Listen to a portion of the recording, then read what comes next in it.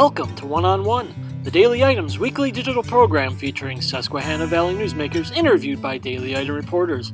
Today's guest is one of Santa's helpers, Victoria Rosancrans, interviewed by reporter Justin Strawser.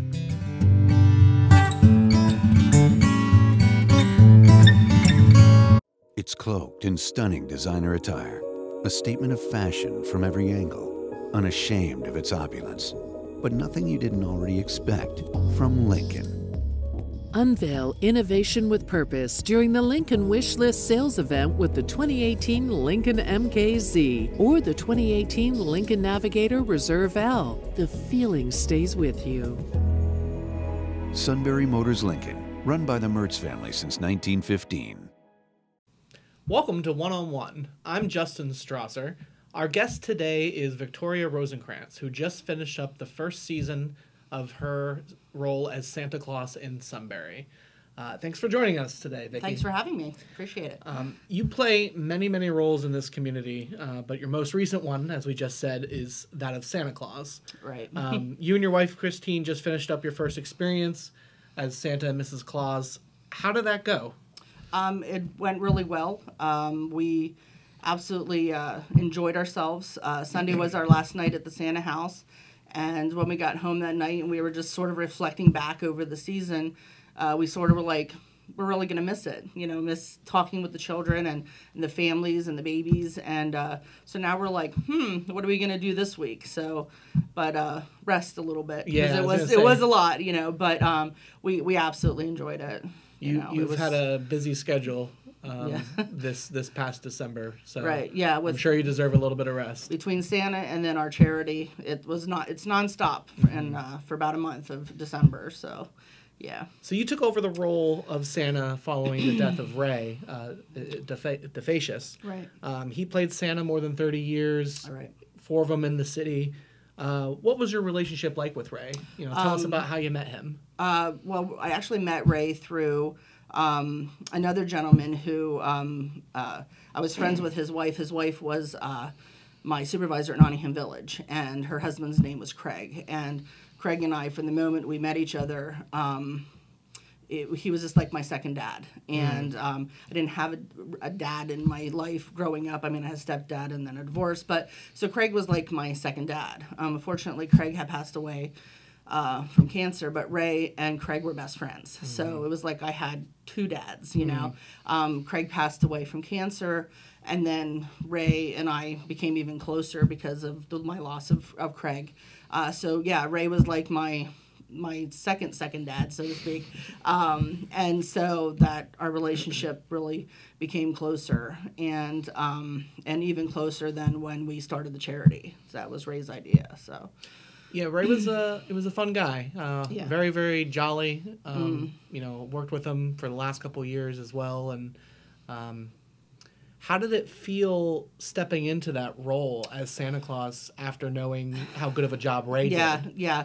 And I remember as Ray was playing Santa, and he would talk to me about how he would joke with the kids, and he'd talk about his reindeer and all of those things. And so I was like, I was really nervous. I mean, the night of the parade, I usually am not a nervous. I can get up and talk in front of 400, 500 people at a conference. It doesn't bother me. Putting on that suit and trying to sort of step into the role that Ray played I was nervous. But I just remembered, but when Tina gave me that suit and I tried it on the first night, I put that coat on, and the energy that was in that coat was amazing. I mean, it was a magical moment when I put that on. Christine was standing there, and of course I became tearful. But I'd like to think I made him proud, and I had fun with it and joked just like he did. And so I every night I'd say, okay, Ray, channel me some energy here, and let's get through this. And but I think I made him proud. Yeah, well, I was over there one night getting some pictures of you, and that little kid came in, and you had this knowledge of Paw Patrol that I was very impressed with. Yeah. Well, that comes from being a pediatric nurse, and my patient loves Paw Patrol, anything Pokemon, and now the new toys out are the PJ Masks, and the little girls coming in. And I have to admit, I did not know what an LOL doll was or Squishy. But when I would leave there at night, I would go home and I'd research the toys. Okay. So that way, the next night when I was in, I knew what an LOL and a squishy was. So, and I'll tell you, it was very consistent across the season of what the girls wanted and the boys wanted. Okay. I mean, it was very consistent. So they wanted the squishies. The girls wanted American Doll Girls, LOL dolls, those JoJo bows, and Baby Alive. Okay. The boys wanted Nintendo Switches, Nerf guns, and Xbox games and PlayStation games. Good taste. Yeah. So yeah, and of course Santa plays an Xbox. So and their eyes would just get so big when I'd start talking about the video games and stuff like that. But again, I have to credit my patient that I take care of because he's an Xbox player. Okay. Okay. So. You also worked with Ray for the last few years on the charity, Santa's Miracle Gift of Giving. When Ray passed, was there even a question of continuing that, or was that always we're going to keep going? There wasn't. I remember when I received that phone call from Tina that Ray had passed. His wife. His wife, yes. Tina's his wife. And when I received that phone call, which was a horrible phone call. Right. But, and Tina, that was one of the things that Tina, I mean, in that moment, she just lost her husband a couple hours before that. But that day it was, and that's one of the things we talked about. And she said, well, what are we going to do? And I said, we're going to continue. It's fine. It's okay. And we're going to continue that. And then I reached out to Terry, city clerk, and let Terry know that Ray had passed. And, of course, she was shocked as well. And she said, oh, my gosh, what are we going to do? And I said, you have your Santa right here. And so, I mean, I offered, and she said, oh, my God, who better to do it than, who worked with him closely and could do that. So, I mean, it was taken care of the same day. I mean, Ray left us, but it went on. And so this year was bigger than ever for the charities. Actually, till we finished, we were at 15. 15 we families. Took on a couple extra. Even after the... Was that about 60? It came out to 65 people. 65 people? That's awesome. That was December 22nd. Correct. So that was the time of recording this, just last Saturday. Yes. Can you tell us a little bit about what that day was like with helping so many people? Well, the night before we wrap all the gifts. So we had about 10 volunteers, and we were able to wrap all of the gifts and things at Frank and Melly's on Market Street in Sunbury. We have a Victorian home, which is large, but to hold that many toys... It sounds like a lot of toys. It was, and we literally had a path from our foyer to our dining room and all the way around of just bags stacked in toys. So we have to sort that. So we sorted all out at a home, and then we actually got a van from U-Haul and took everything in one foul swoop. But 10 volunteers came Friday night to wrap all the gifts, and that we had it. Christine had it all organized around the perimeter of the restaurant, and we got it all wrapped. And then Saturday, we set up in 15-minute increments for the families to come and pick up. And from 11 to 11:45, we were done by noon. And I looked at Christine and I said, it takes so much work to organize all that and wrap it, and it's out of here in an hour. That's how it always is. Yeah, it's like, wow. I mean, it goes very fast, but the families come in so appreciative. Many of the families come in and they're tearful, hugging us, just, can't thank enough. I know the one father went out, loaded the car, and he had to come back in and thank us again. Yeah. So, and again, we just say it's our pleasure.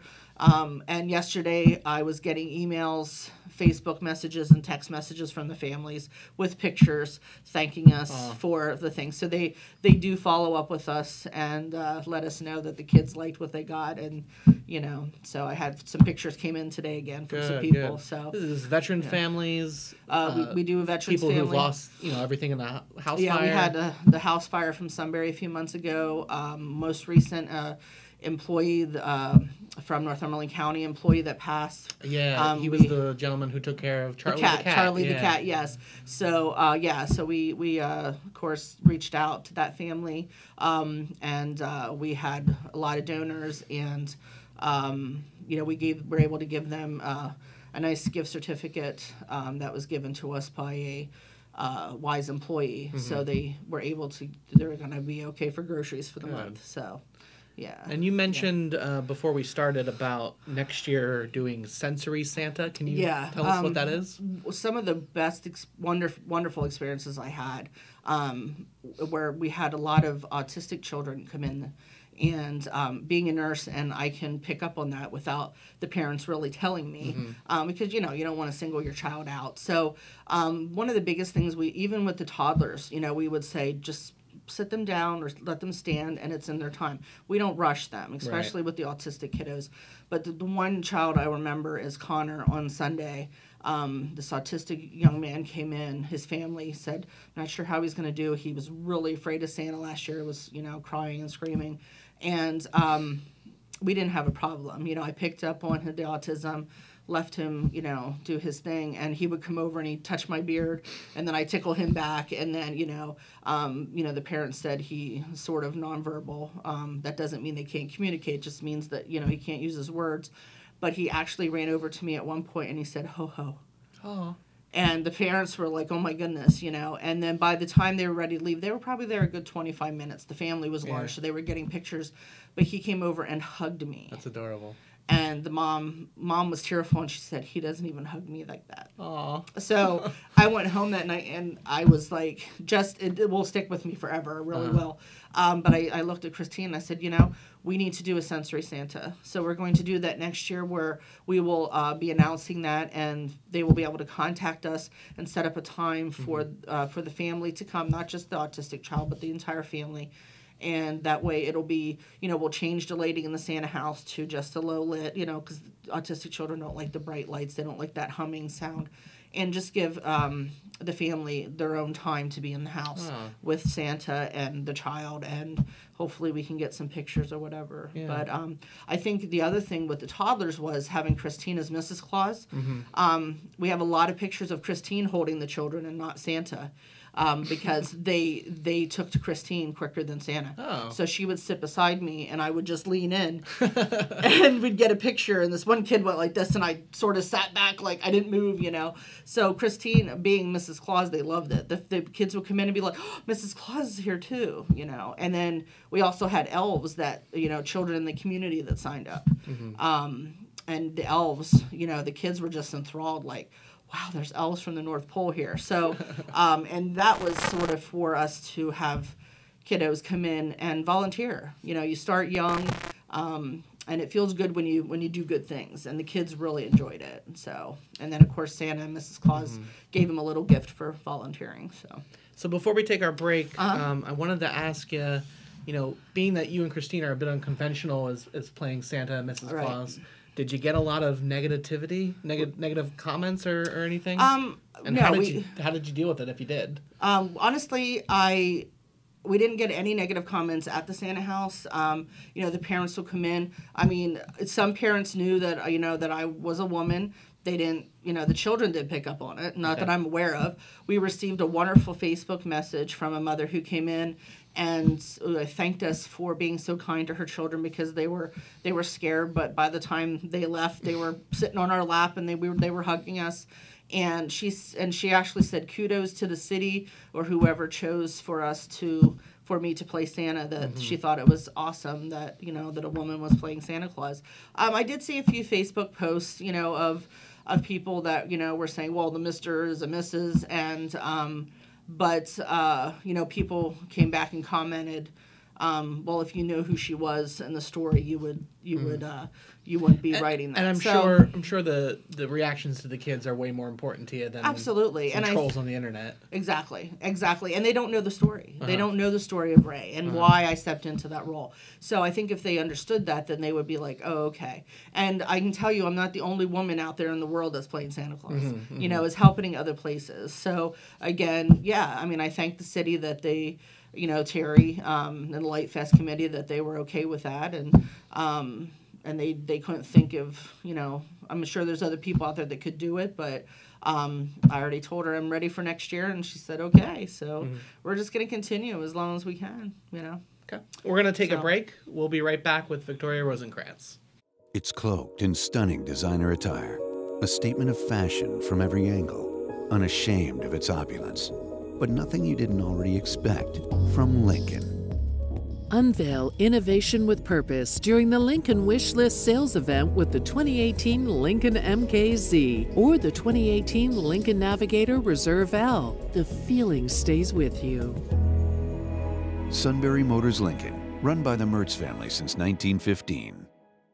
Welcome back to One-on-One. Again, I'm Justin Strawser, and we're talking with Victoria Rosancrans. Like I said earlier, Vicki, you play many roles in the community. Obviously, you're an in-home care nurse. You spoke a little bit about that. Other things that I can recall, you've led the charge in 2017 to save the prison, the old prison from being torn down. Right. You organized shopping sprees for family around Christmas. I think I covered that a couple years ago. Right. You were the adult mentor of the Northumberland County Youth Leadership. You know, you guys host an annual bullying prevention event. Obviously, you're a Rotarian. You're involved with a paranormal group. And am I missing anything? Anything off the top of your head that you can think of?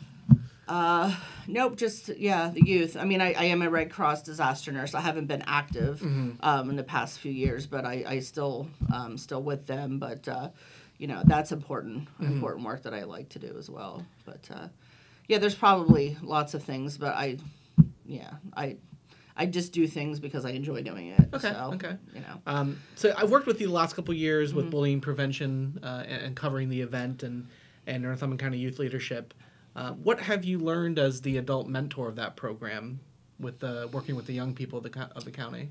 Well, I think, we have a vast variety of youth that come in, whether whether they're coming in, maybe they're involved in foster care, maybe they are, we also just take youth from the Northumberland County. They don't have to be involved with probation or foster care. But I think consistently what we're seeing is, and what we were teaching the youth also is trauma. And when trauma happens at a young age, that and untreated, whether, mental health and things like that, and that's a majority of the youth that we're helping have a mental health diagnosis. So the work that we do with these youth is to fight that stigma. And we also do hold in May, that's Mental Health Awareness Month. And the youth do a public activity as well to teach the people about that you can have depression and still function. You can be bipolar and still function. And to fight that stigma because, people get labeled, like, oh, she's bipolar. Well, no, her name's Susie, and she is, has bipolar disorder, but that doesn't define who she is. So the youth really talk about that, and we spend a lot of time with the youth talking about their mental health and how they're handling it. Are they going to counseling? Are they taking their medications? And also supporting, at home, how are things at home? And how can we, teaching coping skills and things like that. So one of the cool things at the last event in October, it was October, right? Correct. Yes. Yeah, it was the Tolerance Troop, right? With Harvey Edwards down in Selinsgrove. Right. They brought in, their maybe 5 or 6 youth, and they acted and did roles, and then the crowd interacted with them and was asking them questions as their characters. Right. Yeah.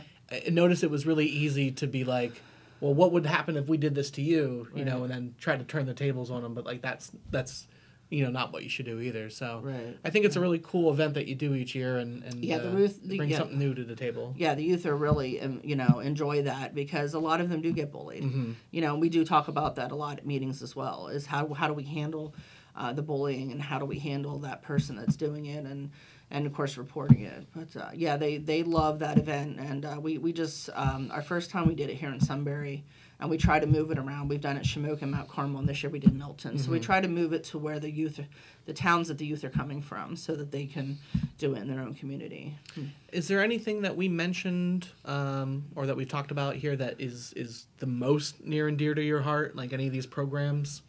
Well, I think they all are, but I would have to say mentoring the youth is very important to me. I grew up in Sunbury, and from a young age, I've been involved in the community. I was a Girl Scout for 13 years, did a lot of volunteer work in the community. At 14, I started working at the YMCA here in Sunbury, and I worked there until I was 24 years old. I worked my way from a camp counselor to the aquatic director, and I credit the Girl Scouts and the YMCA for instilling that work ethic, and giving back to the community. And I think without those two things, I think my life journey would have been much different. Okay. Not having that. And I learned that volunteering from Girl Scouts, but at the YMCA, seeing the people that, like Bob Saletti was our director there on the board, and Bob really took me under his wing and helped me grow in the YMCA, as well as Bob Bossinger and Larry Richardson. So the youth, it's so important to me because that's our future. And, mentoring them and letting them know that, we're out there. And we tell the youth that any time of day you call us, we'll be there for you. And it's happened. I've had to go pick up children or they've ran away and they've come to our home. And, of course, I say the first thing I need to do is call the parent. But the youth is so important. So important. So, in the spirit of Christmas just ending, who do you think in the city is going to be on the naughty or nice list in 2019? Oh, boy. Well, our poor city council, they're always on the naughty list. But I hope as we move into the new year that our the council, it's tough to sit on city council, and you're not always going to make everybody happy, but I hope our city council and our mayor can hit over onto the nice list this year. I know we've got Northumberland County, we have some commissioners going out and some coming back to try to run, and unfortunately there's one candidate that's always going to be on my naughty list, and we'll let the public figure that out. But I love Sunbury and the people that are trying to run it and do the best that they can. So they're not always going to make everybody happy, but they hear from me if something's not what I like. I get up there and I tell them. But no, I wish them well, and I like everybody to be on a nice list. So they have time. Okay, and then before we go, can you give us a nice ho ho ho? Ho ho ho ho ho! Merry Christmas. All right. That's all the time we have today. Vicki, thanks for coming in today for our edition of 101. You're welcome. Thanks for watching 1-on-1. Be sure to tune in next week for another edition.